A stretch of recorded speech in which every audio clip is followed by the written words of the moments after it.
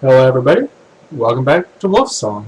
I hope everyone had a happy July 4th. I apologize, I did not post yesterday as normally scheduled. Lately Mondays have become a bit more busy, a bit more hectic for myself, so I'm probably going to go ahead and start switching in and doing my blogs regularly on Tuesdays. Um, no. Someone did point out something very amusing to me a couple weeks ago actually. I do say a lot. So I'm trying to avoid saying that as much as possible. So without further ado, we're going to go straight into the next topic, or the next section. My past week was very, very wonderful. At least, well, 24 hours of it was wonderful. My girlfriend came into town and visited me for about 24 hours. It was probably one of the best 24 hours I've had probably my entire life. She was an amazing girl, a wonderful girl. I absolutely adore her, and I can't wait for you all to get a chance to meet her or see her. I did it again. So, but yeah, I can't wait for you all to hopefully get to see her or meet her.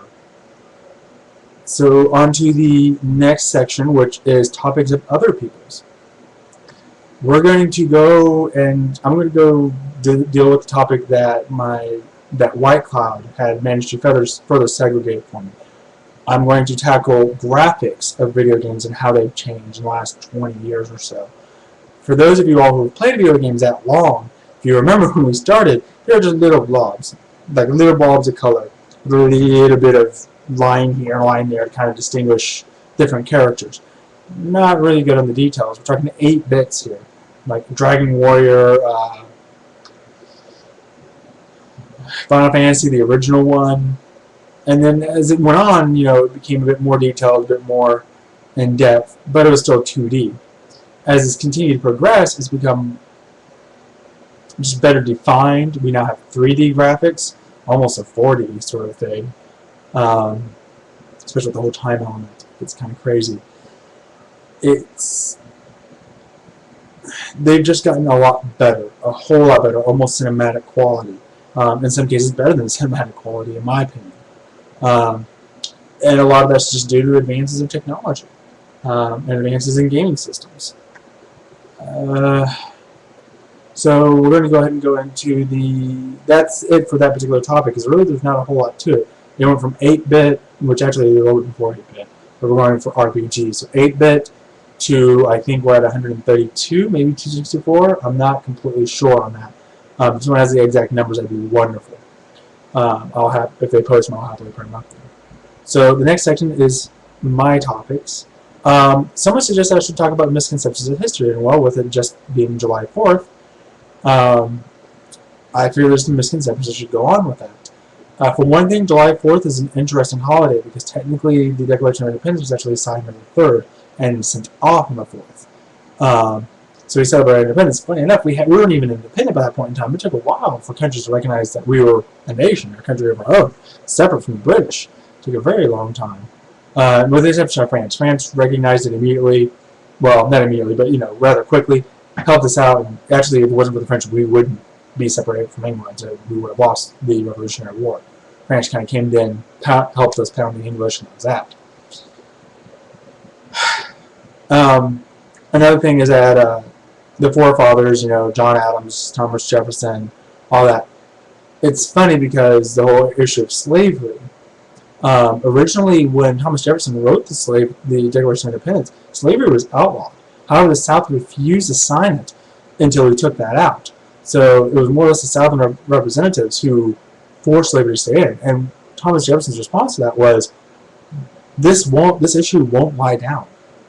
We may not have to deal with it right now, but it will haunt us. It will come back to haunt us, within the next 100 years, which John Adams actually ended up agreeing and also saying more or less the same thing.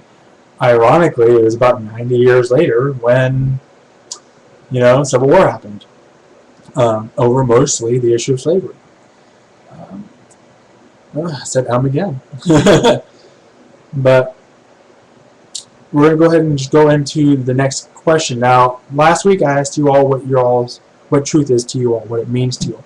For me, truth is not a subjective thing. It is not an objective thing. It is or maybe it's, anyways, to me, truth is reality.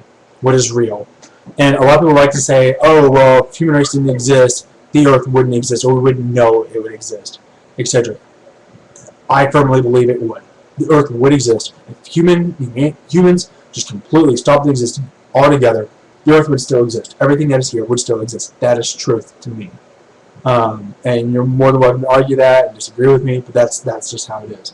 We do not make truth. We do not make reality.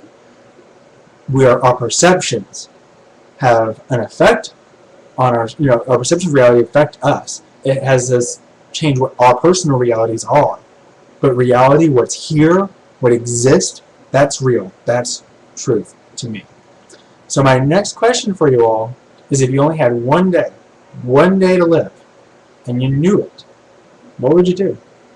Would you spend it resting with loved ones? Would you go out and try to do as much as possible? Would you drink yourself silly?